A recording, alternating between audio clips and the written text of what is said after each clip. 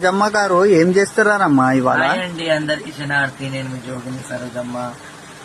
మన గుడిలో రోజు అమ్మవారికి పూలదండలు వేస్తాం కదా, గులాబ్ పూలు.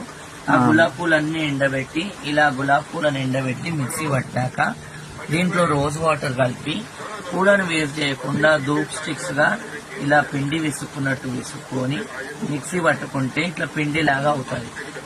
పూలను ఎండబెట్టుకొని దాంట్లో రోజ్ వాటర్, కొంచెము ఊదు, కొంచెము మైసాచి అన్ని కలుపుకొని పూలను మొత్తం ఇట్లా చూర చేసుకొని ఇవన్నీ కలుపుకుంటే ఇలా మిక్సర్ గా అవుతుంది.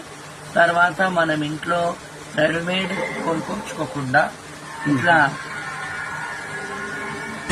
ఇలా ధూప్ స్టిక్స్ చేసుకోవచ్చు.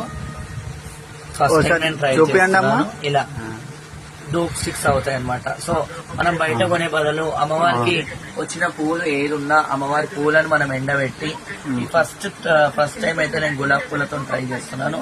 నెక్స్ట్ చామంతి, బంతి పూలతో కూడా చూద్దాం ప్రెగ్నెన్సీ ఎలా వస్తుందో. సో ఇలా చేసుకోవడం వల్ల ఏంటంటే అమ్మవారి పూలు కూడా ఖరాబ్ కాకుండా మనం ఇలా యూటిలైజ్ చేసుకొని ఇలా అమ్మవారికి ఎక్కించిన విధంగా కూడా అవుతుంది. సో అందరికి శనార్థి. అంటే అమ్మగారు ఇది ఎన్ని రోజులు ఎండబెట్టారమ్మా మీరు?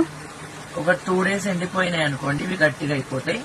అప్పుడు ధూప్ స్టిక్స్ లాగా, ఇప్పుడు ధూప్ స్టిక్స్ చేస్తున్నా కదా నేను. అవునండి. సో ఏంటంటే ఖాళీ దీన్ని కొంచెం ముట్టించామంటే అది కాలుకుంటూ నీట్ గా అమ్మవారికి ఫ్రేగ్రెన్స్ ఇస్తుంది.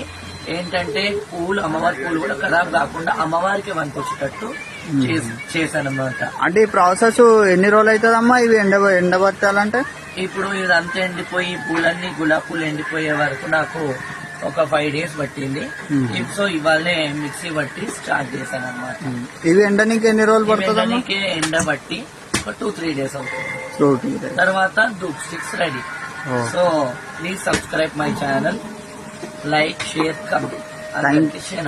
థ్యాంక్ యూ అమ్మగారు, సరోజమ్మ గారు. థ్యాంక్ యూ అండి. మీరు ఇంకా ఇలానే ఏవేవో కొత్త అన్ని అమ్మవార్ల గురించి చూపించాలని నేను నా మనసు పూర్తిగా కోరుకుంటున్నానండి. ఖచ్చితంగా చేద్దాం. ఏంటంటే ఈ ఫ్రమ్ వేస్ట్ టు బెస్ట్ అంటారు కదా. సో ఆ విధంగా నాకు ఐడియా వచ్చి ఇలా తయారు చేస్తున్నాను. ఓకే అండి, మీరు ఎల్లప్పుడూ ఇలానే మాకు అమ్మవార్ల గురించి ఇలా కొత్త ఏమన్నా షేర్ చేయండి, మాకు చూపించండి అమ్మగారు. ఖచ్చితంగా. థ్యాంక్ యూ అండి. థ్యాంక్ యూ నాన్న.